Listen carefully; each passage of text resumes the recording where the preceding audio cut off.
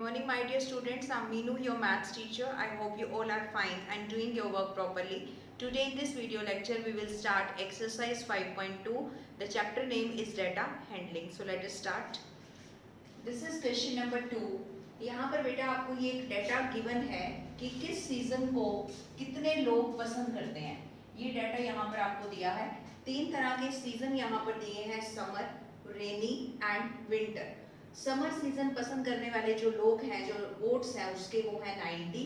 Rainy season पसंद करने वाले हैं 120 एंड विंटर सीजन को पसंद करने वाले लोग कितने हैं 150. ये डेटा आपको दिया हुआ है रिगार्डिंग सीजन लाइक्स. ठीक है, तो सबसे पहला क्वेश्चन उसने आपसे पूछा है which season got most votes. किस सीजन को सबसे ज्यादा वोट्स मिले हैं. तो आप यहाँ पर देख सकते हैं किस सीजन को मिले हैं, विंटर को, क्योंकि सबसे ज्यादा वोट कितने हैं इसके 150. तो फर्स्ट का आंसर तो सीधा हो गया, दैट इज विंटर. उसके बाद दूसरा उसने कहा है find central angle of each sector. अब आज आपको ये सीखना है कि हम सेंट्रल एंगल कैसे निकालते हैं. तो देखिए, सबसे पहले इसका टोटल कर लो कि टोटल वोट्स कितने हैं. अगर हम इसको काउंट करें तो ये हो जाएगा 0, 5 और 2 7 और 9 6, दिस इज 360. ये है इसका टोटल. अब देखिए सेंट्रल एंगल निकालने का तरीका हम आज सीखेंगे. तो सेंट्रल एंगल हम निकालते हैं इस तरह से, जैसे हमारे पास है 90, ठीक है, और नीचे कितना है, टोटल कितना है इसका 360. 360 में से 90 लोग पसंद करते हैं किसको, समर को. सो हमारे पास हो गया 90/360. यहाँ पर भी हम यही करेंगे 120/360. यहाँ पे भी हम यही करेंगे 150/360. अब क्योंकि एक सर्कल अगर हम पूरा देखें तो पूरा जो सेंट्रल एंगल होता है, कंप्लीट पूरे सर्कल का एंगल जो सेंट्रल एंगल है वो कितना होता है आपको पता होगा, 360 डिग्री. जो एक क्लॉक होती है वो कितना रिवॉल्व करती है 360 डिग्री के एंगल पर. इसीलिए जब भी सेंट्रल एंगल आपको निकालना हो तो मल्टीप्लाई करते हैं 360 डिग्री से. सो इसको हम इससे मल्टीप्लाई कर देंगे तो आप देखेंगे ये इससे कैंसिल, आपका एंगल आ गया 90 डिग्री, यहाँ पे एंगल आ जाएगा 120 डिग्री, यहाँ पे एंगल आ जाएगा 150 डिग्री. तो हमने ये एंगल्स निकाल दिए. थर्ड है ड्रॉ पाई चार्ट. आज हम ये भी सीखेंगे कि पाई चार्ट हम कैसे ड्रॉ करते हैं. इस एक्सरसाइज में मोस्टली यही क्वेश्चंस हैं, सेंट्रल एंगल निकालना और पाई चार्ट बनाना. और पाई चार्ट बनाना सबसे ज्यादा इंपॉर्टेंट भी है. तो ध्यान से देखिए कैसे करते हैं. सबसे पहले आप एक सर्कल बना लीजिए, जितनी मर्जी रेडियस का, जितना आपका मन करे, 5 6 7 10 कितनी मर्जी रेडियस लेकर आप एक सर्कल बना लीजिए. उससे आपको सेंटर पता, सेंटर का ध्यान रखिए कि सेंटर क्या है. जैसे मान लीजिए मेरा ये वाला सेंटर है. अब यहाँ पर ये 3 एंगल्स हैं, 90 120 150. कोई भी एंगल आप पहले ड्रॉ कर सकते हैं, चाहे 90 कर लो, चाहे 120 कर लो, चाहे 150 कर लो. तो मैं सेंटर से ही स्टार्ट करती हूँ. हमेशा क्या करो, स्टार्ट सेंटर से ही करते हैं. हमने ये रेडियस ली, सबसे पहले मैं यहाँ 90 का ही एंगल बना लेती हूँ. आपकी मर्जी है, आप कंपास से बनाइए, आपकी मर्जी है, आप प्रोटेक्टर से भी बना सकते हैं. जरूरी नहीं है यहाँ पर आप कंपास का ही यूज करें. तो ये सेंटर है, तो मैंने ये आपका यहाँ पर 90 डिग्री का एंगल मैंने बना दिया है. ठीक है, तो ये 90 डिग्री का एंगल बन गया. मीन्स ये वाला जो एरिया है, अब ये वाला हिस्सा आपका किसको रिप्रेजेंट करेगा, समर को. This is summer. तो हमारा एक पोर्शन रेडी हो गया. ठीक है, अब देखिए नेक्स्ट आपके पास है 120. अब इस वाली लाइन को आप कंसीडर करेंगे और यहाँ पे कंपास रख के और ऐसे बनाएंगे. This is 60, this is 120. ये 0 0 से 60, 60 to 120. तो आपके पास ये आपका सेकंड एंगल बन गया.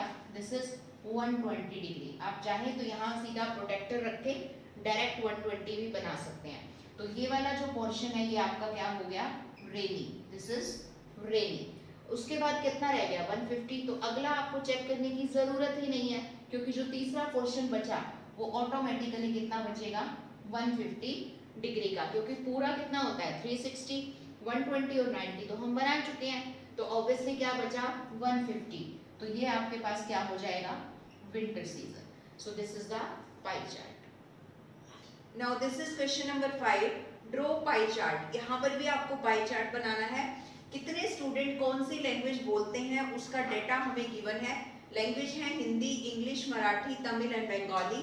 और नंबर ऑफ स्टूडेंट्स भी आपको गिवन है। टोटल नंबर ऑफ स्टूडेंट्स हैं 72 और आपको बनाना है इसका पाई चार्ट। जैसे हमने अभी सीखा था क्वेश्चन नंबर 2 में, सभी क्वेश्चंस में आपको पाई चार्ट बनाना है, सेम काम सभी में करना है। तो देखिए सबसे पहले पाई चार्ट बनाने के लिए हमें क्या निकालना होता है बेटा, सेंट्रल एंगल। और मैंने आपको सिखाया था सेंट्रल एंगल, जैसे ये 40 है तो डिवाइडेड बाय टोटल, टोटल कितना है 72।